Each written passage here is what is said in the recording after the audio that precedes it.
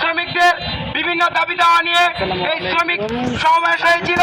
সেখানে এই রাষ্ট্রীয় পৃষ্ঠপোষকতায় এই শ্রমিকদের উপর দমন নিপীড়ন চালিয়ে শ্রমিক হত্যা করা হয়েছিল।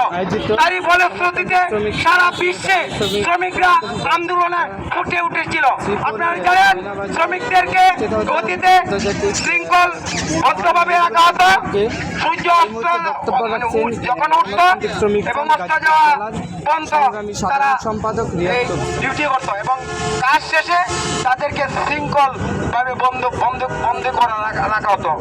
আর তখনই বিভিন্ন ইস্যুতে এই শ্রমিকরা এই মালিক শ্রেণীর বিরুদ্ধে লড়াই সংগ্রাম চালিয়েছিল এই আমেরিকার হে মার্কেটে। তখন থেকেই 1886 সাল থেকে সারা পৃথিবীতে এই 1 মে 1 তারিখকে শ্রমিকের অধিকার আদায়ের দিন হিসাবে স্বীকৃতি পায়। আর আপনারা জানেন, এই স্বীকৃতি পেলেও আর বাস্তবতা বহির্বিশ্বে নজিরবিহীন। আপনারা জানেন, এই বাংলাদেশে এই করোনা সময়কালে শ্রমিকদের উপর দমন নিপীড়ন এবং এদের বিরুদ্ধে অত্যাচার চলছে।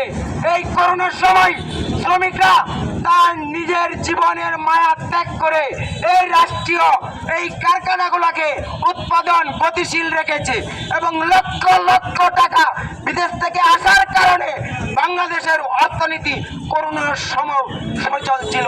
কিন্তু আমরা দেখলাম এই করোনার সময় জীবনের ঝুঁকি নিয়ে শ্রমিকরা ডিউটি করলেও তাদেরকে কোনো ফ্যাসিলিটি দেওয়া হয় নাই। করোনার পরে এই 18 সালের পরে বেতন বাড়ানো হয়েছে। 8,500 টাকা থেকে 12,500 টাকা করা হয়েছে।